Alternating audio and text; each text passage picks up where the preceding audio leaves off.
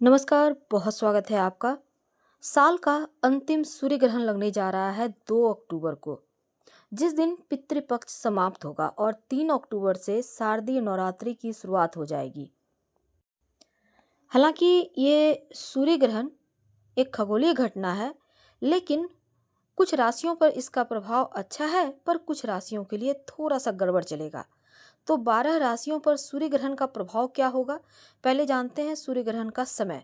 देखिए, 2 अक्टूबर की रात 9:01 से ग्रहण शुरू होगा। 3 अक्टूबर की सुबह 3:01 तक सूर्य ग्रहण रहेगा। चूंकि भारत में दिखाई नहीं देगा, पितृपक्ष की अमावस्या तिथि है, तो ऐसे में सूतक भी मान्य नहीं होगा और 3 अक्टूबर से नवरात्र का प्रारंभ हो जाएगा। तो पितृपक्ष की समाप्ति और नवरात्रि की शुरुआत के दौरान सूर्य ग्रहण की छाया पड़ने जा रही है और ये ग्रहण बहुत शुभ नहीं माना जा रहा, लेकिन सभी राशियों पर इसका प्रभाव भी पड़ेगा और जो सूतक का नियम होता है वो बिल्कुल भी नहीं माना जाएगा, पालन नहीं होगा। देखिए, केतु सूर्य और चंद्रमा को ग्रहण लगाता है, राहु और केतु। और राहु केतु हमेशा एक तामसिक शक्तियों के रूप में देखा जाता है उनको। हालांकि इस बार ग्रहण कन्या राशि में लगेगा। कन्या राशि बुध की राशि है, हस्त नक्षत्र चंद्रमा का है। तो जिन लोगों का बुध या चंद्रमा की राशि है, बुध चंद्रमा के नक्षत्र अगर कुंडली में मजबूत है ठीक है, नहीं तो ग्रहण का प्रभाव ज्यादा रहेगा। तो चलिए हम तमाम राशियों के बारे में जानते हैं विस्तार से कि कौन सी राशि पर इसका क्या प्रभाव पड़ेगा। लेकिन क्या आपको पता है कि ग्रहण कैसे लगता है? देखिए, आकाश में जब राहु केतु सूर्य चंद्रमा नामक ग्रह को अपनी छाया से ढक लेता है, तो हम उसे सूर्य ग्रहण या चंद्र ग्रहण कहते हैं। और समुद्र मंथन में ब्रह्मा जी से राहु केतु को आशीर्वाद मिला था कि वह सूर्य चंद्रमा को अपना भोजन बना सकते हैं, यानी उन्हें ग्रहण कर सकते हैं। इसलिए ग्रहण की खगोलीय घटना साल में कई बार रिपीट होती है। और ग्रहण सांसारिक और आध्यात्मिक दोनों ही जगत के लिए बहुत अच्छा नहीं माना जाता, क्योंकि इस दौरान सूर्य और चंद्रमा की शक्तियां छीन हो जाती है और सभी राजयोग सूर्य और चंद्रमा की शक्तियों पर ही निर्भर करते हैं। मेष राशि वालों, सूर्य ग्रहण लगने के अगले 15 दिन तक आपको धन और संतान की मुश्किलें परेशान कर सकती है। सूर्य आपके पंचम भाव के स्वामी है और बुध के साथ बैठे हैं। तो ऐसे में कन्या राशि में ग्रहण लग रहा है, छठे भाव में आता है।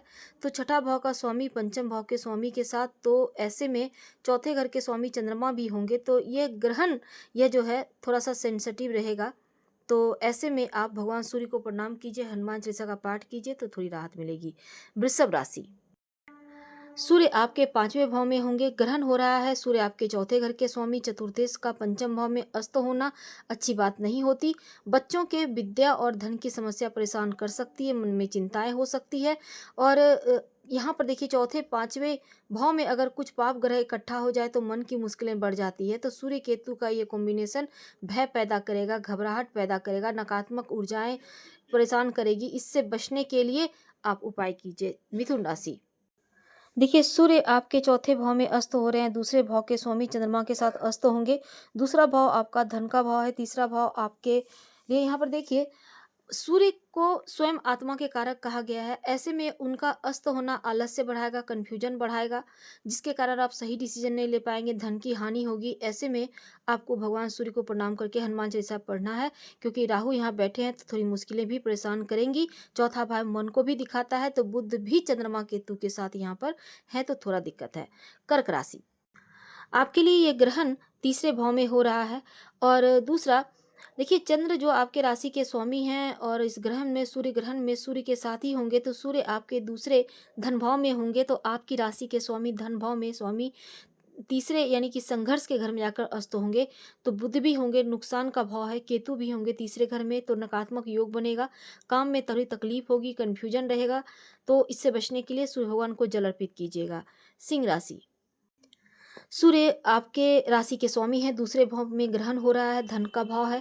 चंद्रमा जो आपके खर्चे के घर के स्वामी है और दूसरे भाव में आकर ग्रह में सम्मिलित होंगे। केतु तो है ही, और बुध भी, इन दोनों इनकम के घर के मालिक, यानी कि दूसरे 11वें में भी वो हो रहे हैं। तो सूर्य चंद्र बुध केतु का जो ये ग्रही योग बनेगा, ये आपके लिए, अगर आप इंपोर्ट एक्सपोर्ट के कारोबार से जुड़े हैं, एजुकेशन सेक्टर से जुड़े हैं, तब आपको यहाँ पर थोड़ा सा संभल के रहना है।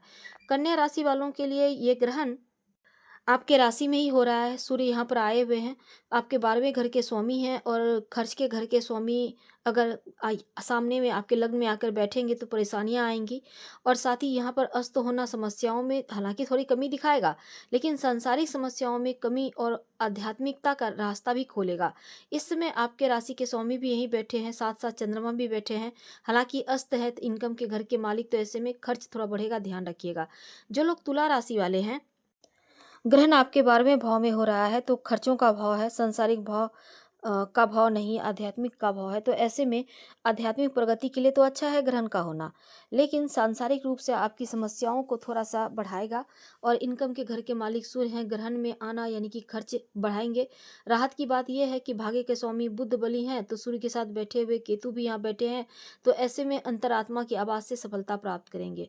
वृश्चिक राशि, देखिए वृश्चिक राशि वालों, सूर्य आपके कर्म स्थान के स्वामी हैं और 11वें भाव में अस्त हो रहे हैं।